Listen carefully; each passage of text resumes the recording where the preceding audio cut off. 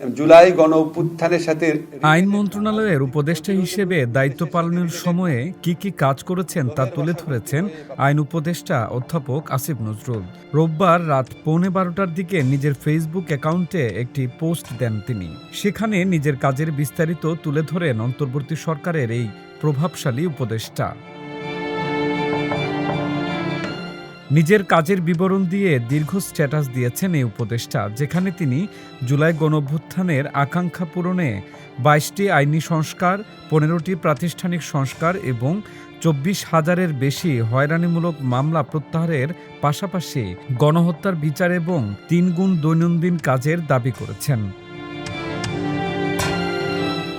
আইনি সংস্কারের বিস্তারিত তুলে ধরে তিনি দীর্ঘ বর্ণনা দিয়েছেন নিজের স্ট্যাটাসে, যেখানে আন্তর্জাতিক অপরাধ ট্রাইব্যুনাল অধ্যাদেশ, সুপ্রিম কোর্টের বিচারক নিয়োগ অধ্যাদেশ, সুপ্রিম কোর্ট সচিবালয় অধ্যাদেশ, বাণিজ্যিক আদালত অধ্যাদেশ, মানবাধিকার কমিশন পুনর্গঠন, গুম প্রতিরোধ ও প্রতিকার অধ্যাদেশ, জুলাই গণঅভ্যুত্থান সুরক্ষা ও দায় নির্ধারণ অধ্যাদেশ 2026 সহ অন্যান্য বিষয় নিয়ে আলাদা আলাদা বর্ণনা দিয়েছেন এই উপদেষ্টা।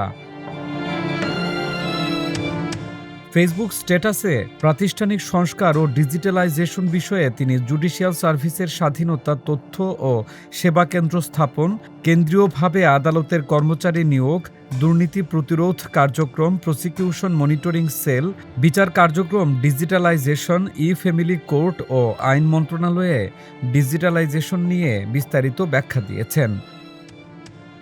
হয়রানিমূলক মামলা প্রত্যাহার কার্যক্রম অংশে তিনি দাবি করেন, সারা দেশে 23,866টি রাজনৈতিক হয়রানিমূলক মামলা প্রত্যাহারের সুপারিশ করা হয়েছে তার মন্ত্রণালয় থেকে। এছাড়া সাইবার আইনের অধীনে 410টি স্পিচ অফেন্স সংক্রান্ত মামলা এবং জুলাই আগস্টের গণঅভ্যুত্থানে অংশ নেওয়া ছাত্র জনতার বিরুদ্ধে দায়ের করা প্রায় সকল মামলা প্রত্যাহার করা হয়েছে। আসিফ নজরুল গণহত্যার বিচার সহায়তার বর্ণনা দিয়ে লিখেছেন, জুলাই গণঅভ্যুত্থানের সংগঠিত গণহত্যার বিচারের জন্য আন্তর্জাতিক অপরাধ আদালতের বিচারক ও প্রসিকিউটরদের নিয়োগ, তাদের সকল লজিস্টিক সহায়তা প্রদান, প্রয়োজনীয় আইন সংশোধন ও প্রসিকিউশন কাজের তদারকির দায়িত্ব পালন করেছে আইন মন্ত্রণালয়। এই আদালতে 4টি মামলার রায় হয়েছে, আরও কমপক্ষে 6টি মামলার বিচার চূড়ান্ত পর্যায়ে রয়েছে। গুমসহ বহু মামলার বিচার শুরু হয়েছে। দৈনন্দিন কার্যক্রমের বর্ণনায় তিনি এই সরকারের কার্যকালে গত 1.5 বছরে মন্ত্রী পর্যায়ে নিষ্পত্তিকৃত নথির সংখ্যা 2,281টি উল্লেখ করে অন্তর্বর্তীকালীন সরকারের অধীনে প্রণীত 127টি অধ্যাদেশ ও একটি আদেশ নিয়ে একটি সংকলন প্রকাশ করা হয়েছে দাবি করেন।